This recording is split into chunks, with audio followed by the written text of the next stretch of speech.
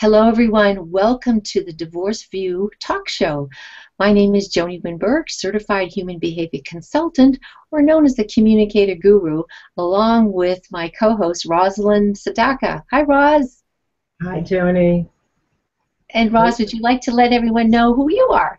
Yes, I'm a divorce and parenting coach, founder of the Child-Centered Divorce Network for Parents. And as it sounds, I focus all of my attention on divorce and parenting issues, helping people before, during, and long after divorce make the right decisions and the best decisions on behalf of their kids. Yeah, definitely. And I think this is why we've connected so well, because we're all about how we can be the best after divorce, and of course during, but after we've signed the divorce decree, we're out of court. Now, how do we get along for the sake of the children? And the stats certainly for the children, or how divorce affects children, are not always pretty. So we're really talking about co-parenting, how we can be the best for our children, and this is why we've connected, because both of us have the great intention of providing skills and tools to help parents so they're not out there by themselves. Totally, and we both have a passion, and it's something that you could never think about too much because it's such an important topic, because every child is an innocent child when it comes to divorce. Oh, absolutely, definitely. So tonight we're doing a little bit something different on the show. We usually have guests, and we have fabulous guests, and of course tune in every week. We always have different guests to help support you. Tonight it's going to be Roz and I with just sharing questions that we hear, and certainly this is a live radio talk show, so feel free to write in your questions and we can answer them on the air. But Roz, why don't you start? What would be a question that maybe you hear from some of your clients, and then I'll share what's that I hear from my clients, and this may be also other questions or some of the questions that people have, and we can help support everybody. Okay, well, I'm going to start by sharing some questions that I believe every parent should be asking themselves. They're not asking me all the time, but when they ask questions about co-parenting, I come back to them very often with some of these key questions, and I think they're very fascinating. And if you find one or two or more that you want to jot down because it resonates with you, I highly suggest you do that. The first one is one that you may have heard before because it encompasses the essence of everything connected to a child-centered divorce. And that question is, do I love my children more than I may hate my ex? Do I love my children more than I may dislike my ex? And if you ask yourself that before making any decisions regarding divorce, it's going to put you on the right track, because it's going to remind you that you are a parent first, and that your children are innocent, and your children need the best parenting you could give them, and that they love both parents. That is a great question. Talk about being conscious about what's really going on. It's so hard, though, when we're emotionally caught up in the whole process. Yes, but if that's, we can that's the challenge. That's Go ahead. the challenge. Oh, it is. It is. And if we can stop and think about them for a minute and say, okay, I'll work on me. I'll solve some other issues with me and my ex. But I got to think of those kids first. I love that question. So would you mind repeating it again? Make sure our listeners have written that down, and even if they don't have an answer for it right now. Yes. If you remember nothing else, this will keep you in the right direction when you're making any decision. Do I love my children more than I may dislike or hate my ex? And that'll help you focus in the right direction. Now, here's another one that I give to my coaching clients. What will our children say to us when they are grown adults about the way we handled our divorce? You know, statistics show that adult children of divorce, many of them, are very angry. They're angry because they find out that they've been lied to, that they were manipulated, that they were used as pawns, that they were alienated from their other parent, and the list goes on and on. And so if you could stop now when little Johnny is 3 or 5 or 15 and ask yourself, what is he going to say to me when he's a grown adult about the way I handled my divorce? It may just stop you and put you in a more mature, responsible parenting role, because we're role models. And we should be Absolutely. parenting and teaching our children how to handle stress, distress, conflict, all the inevitable things that happen in life, divorce or not. And how are you handling the divorce, and how are your children going to feel about it? So that's a key. Yeah, and you and I are probably great role models for this because we have older children now, Mm-hmm. and they do remember. Joanie, let They, me tell you that the most significant moment in my life, because I was so guilt-ridden all the time that I was raising my son after the divorce, when he came to me in his early 20s one day and said, you know, Ma, you and Dad did a great job with the divorce. I can't tell uh, you how many of my friends hate their parents and were so angry about things, and I just want to thank you because you and Dad did a great job. To me, isn't that that was the wonderful? greatest validation I could have, and that's when I wrote my book, started becoming a divorce coach, started the Child-Centered Divorce Network, and moved ahead with all my work because I really felt I have something I could share. We are so on the same track, Ross. It's amazing because most people know I have two children and they're in their 30s, and we've had one that's my daughter's gotten married, and we've had baptisms and graduations and a wedding, and we all showed up in the same room, my former and I. You wouldn't even known that there was anything going on or any conflict or any hard feelings. And that's the best gift we could give our kids, to be able to show up and be adults. And I know it's not always easy, but what a great thing. What a nice compliment from your son. That is Yes, phenomenal. he wrote the foreword to my book, How Do I Tell the Kids About the Oh, Divorce?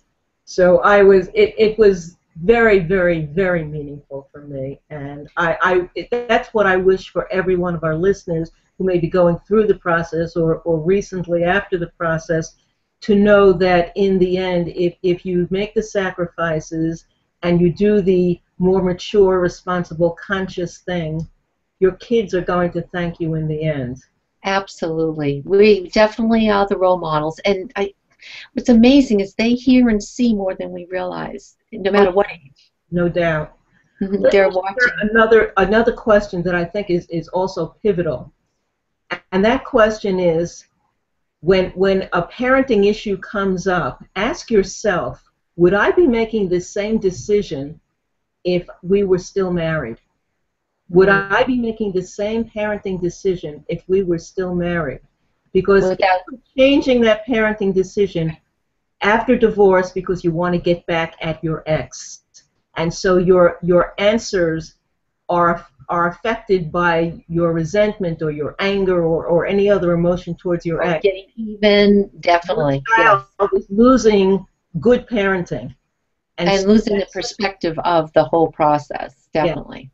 yes. So that's a Those are, really pivotal question. that's a great question. What I love what we've done here, Ross, is that we've kind of opened up the person to really be thinking about what they should be, what kind of decisions, their behavior, their thought process. And these are what these questions are doing. It's really opening up that thought process, as we say, becoming conscious of your thoughts, your emotions, and your behavior. Exactly. So why don't I you think share a question that you're asked frequently? I think it's perfect spot for this because I'm all about skills, and that's what I've always been about. Because I want our listeners to say, okay, I'm conscious now, but the emotions are still running high. How do I help myself? So my question is, how can you get control of your emotions after a divorce? And we both have been there, and we know how the emotions take over. And then once the emotions take over, it kicks into behavior that maybe we wish we hadn't said or done. We have to apologize. We're embarrassed. We regret what we said. I don't know about you, but those feelings of regret of something maybe I said or did are worse than anything. Yeah. So what I'd like for our listeners to do, of course, hopefully you've got your pen and paper that you've written down some of Roz's great questions. But I'd like you now to write this down. This is a formula that I use with my clients to help them de-stress, or working with stress management if I'm in the corporate world. So the formula is that my thoughts equal, like an equal sign. Lost the So sound. really, Can you pardon? repeat that? I lost your sound just then. Okay. My thoughts equal my emotions equal my behavior. Ah. Okay?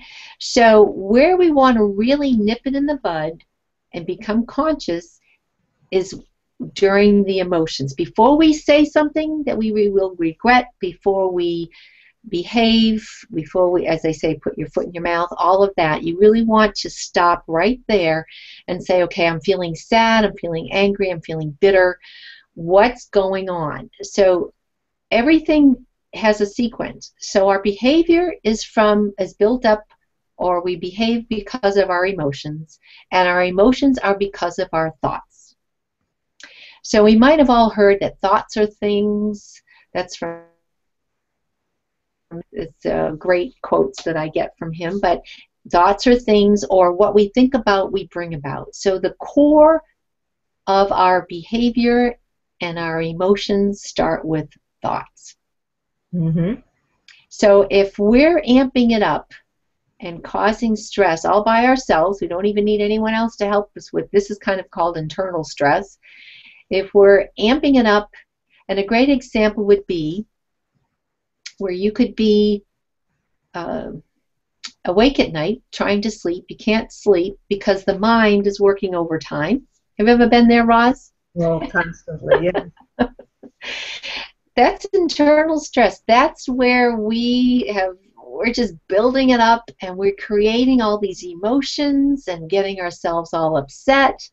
We don't really need anyone else's help. So this is where we want to be aware of what we're thinking. Mm-hmm.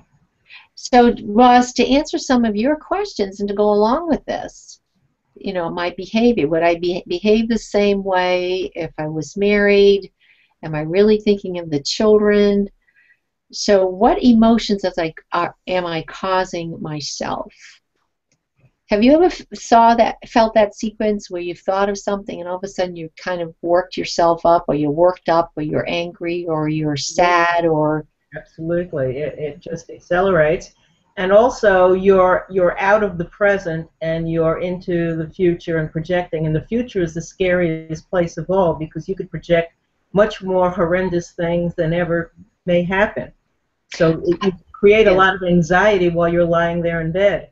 Absolutely. In fact, I don't know if you've ever read Eckhart Tolle. He has a great quote where he says, it's mental fiction. It's what we believe to be true. Yes. So our mind has built this up. It's created all these emotions. And then we find maybe meet our ex, or happen to text or get on the phone, and then we just blurt out through some form of behavior or conversation all those emotions that we've built up ourselves. And that's when we get ourselves in trouble. So being conscious about it, to say, okay, before I pick up that phone and bite his or her head off because I'm upset, let me back up to really think about, why am I feeling this way?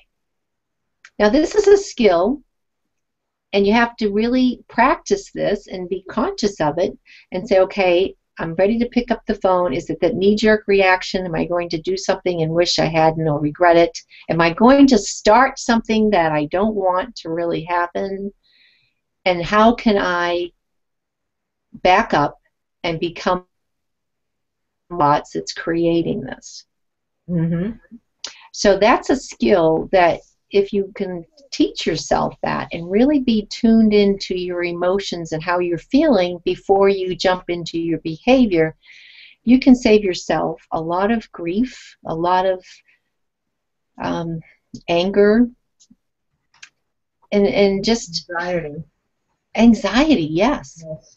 And there's two things that come to mind when you're saying this. One is that we have to listen to what we're telling ourselves, and you don't have to believe everything you're telling yourself, because it's your story in your mind, and it can get you in a lot of trouble.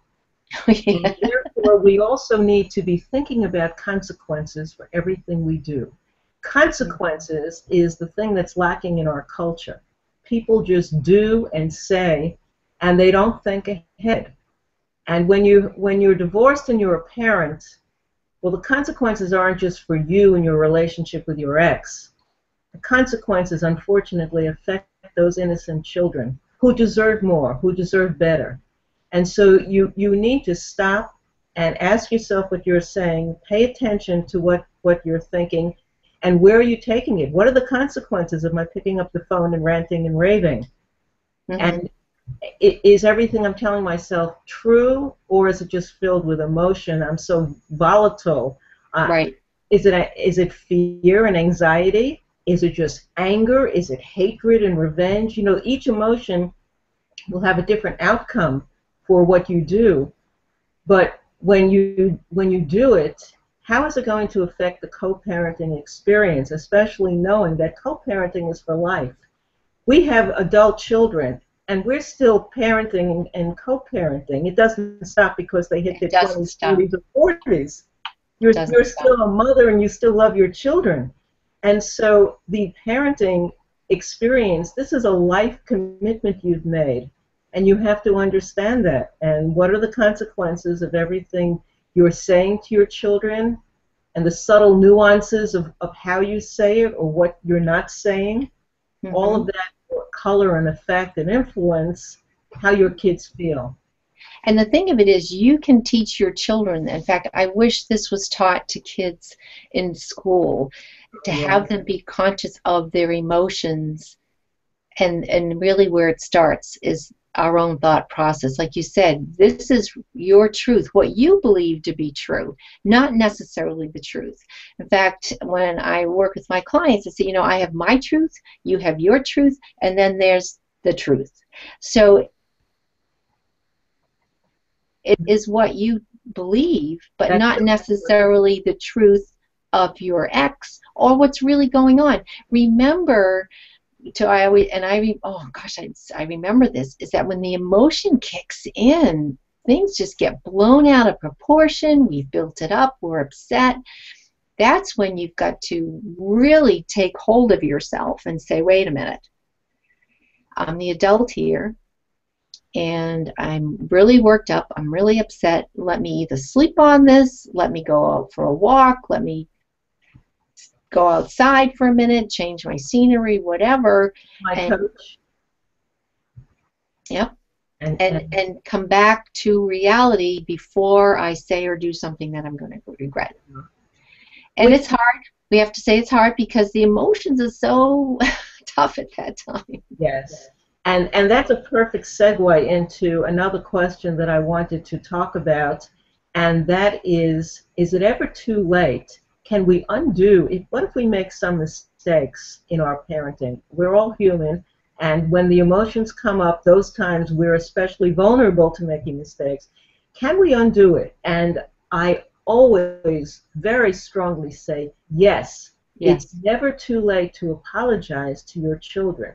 What if you heard a lecture or read a book, or suddenly get an insight and realize that some of the decisions you made are hurting your children emotionally and psychologically, and that they're unhappy and they're reacting to the divorce, or they're feeling uncomfortable around you or their other parent, or whatever the situation is?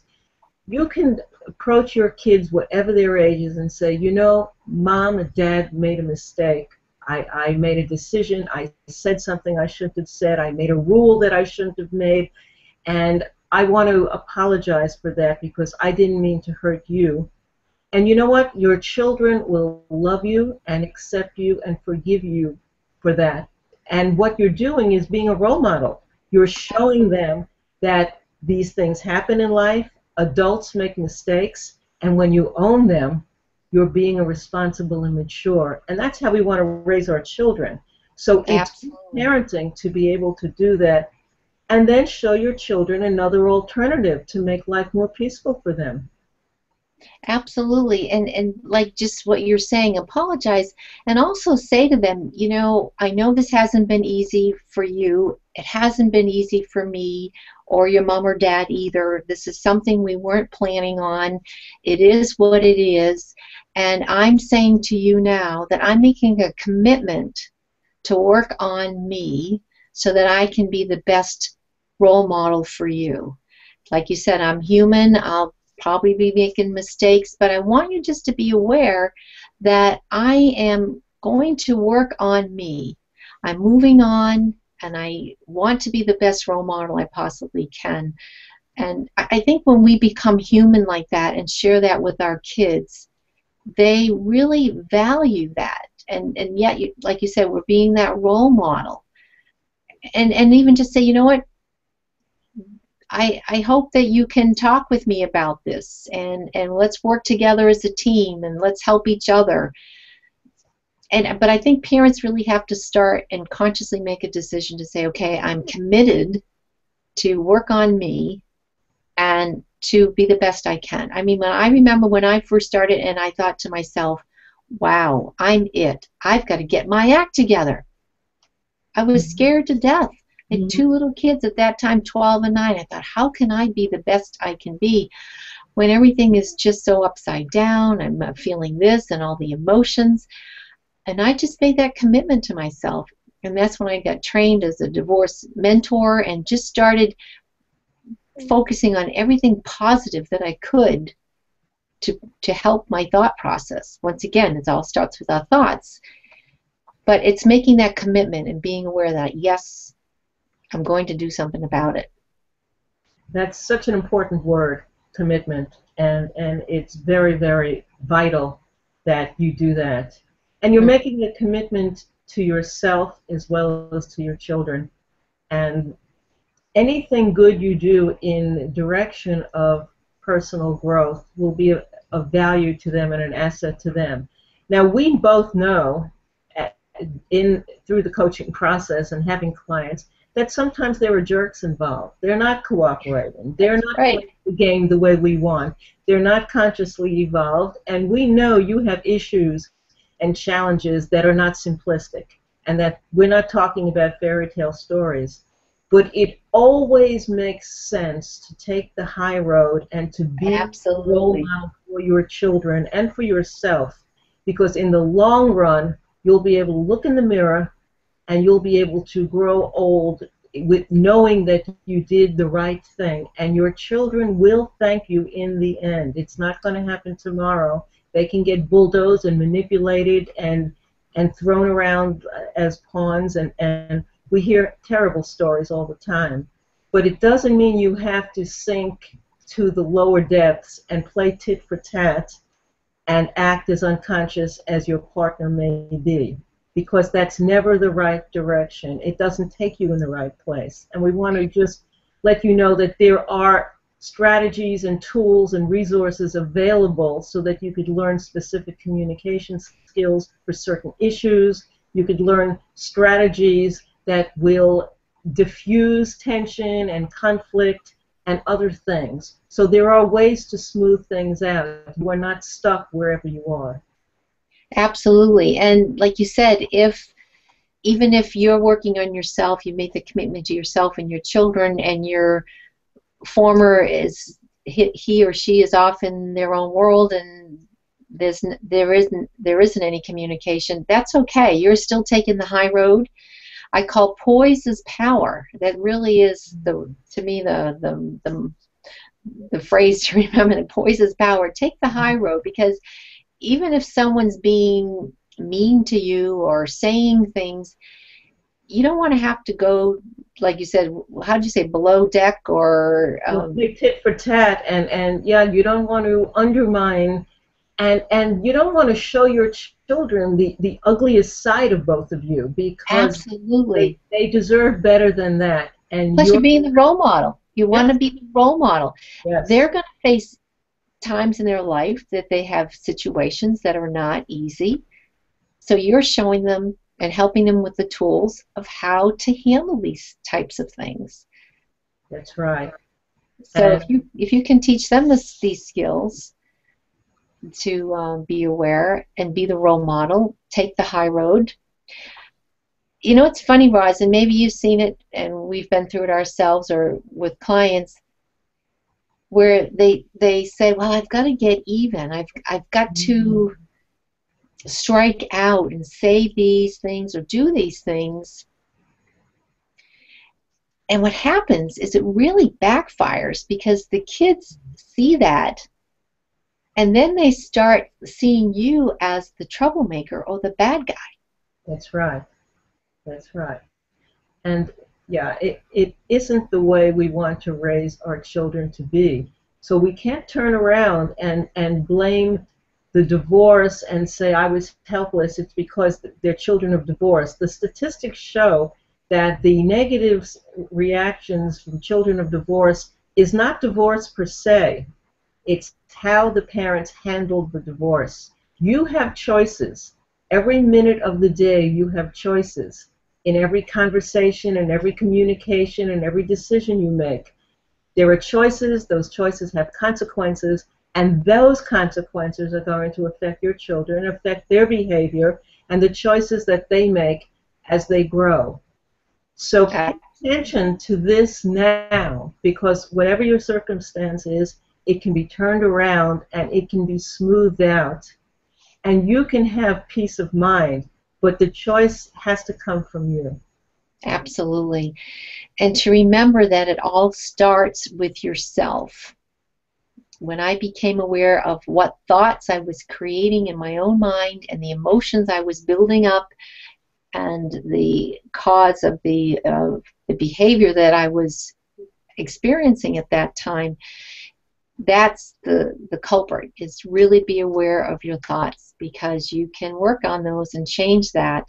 And it's probably another coaching session we can get into as far as how to help yourself, you know, change those thoughts so they're good thoughts versus the negative thoughts. And that's something we can go into another time. Yeah. So, Roz, I thought maybe at this point here, anything you want to pull together, and then we'll make sure people know where to watch this video, and then I'll share with them some of the tools that we have for them. That's terrific. I value our viewers, and we value your questions. So if you have questions, if you have comments, your feedback means a lot to us, and I encourage you to start a dialogue, get back with us, and we'll make sure we handle questions that you send us, even if it's during the week. We'll handle them on one show or another. We have a wonderful roster of outstanding guests coming up as well. But we'll be doing more of these together, because I think we have a lot to share about so many topics that are really important and vital and helpful to move through the nuances of divorce and co-parenting on a day-to-day level. Absolutely. So the best website to go to, you'll see it on the bottom of our screen for Roz and I that we're sharing with you, is the divorce, or it's divorceview.com. That's where you can see this video, play it as many times as you like. Plus you can see all our other shows as well, and view those again as many times as you like. And then once you're there, we have a free sign up for you on different things about yourself. Who am I now? How to help yourself with stress. And those are free quizzes that we have for you. And then also we have tools, and you can click on the different images on the right hand side of our website that will show you the different tools that we have to support you and help you along the way. And you certainly are not out there by yourself. So we certainly appreciate all of you for tuning in this week for the Divorce View talk show. And we're here every Wednesday at 6 p.m. Eastern Time live. And as Roz said, please write into our questions, and there is an email that you can write into on the website, divorceview.com. Roz, it's always a pleasure. I enjoy our time together very much. I feel like we're kindred spirits. So look forward to doing it again with you. Okay, definitely next week. And thanks also for tuning in, everybody, and we'll see you next week. Bye bye now.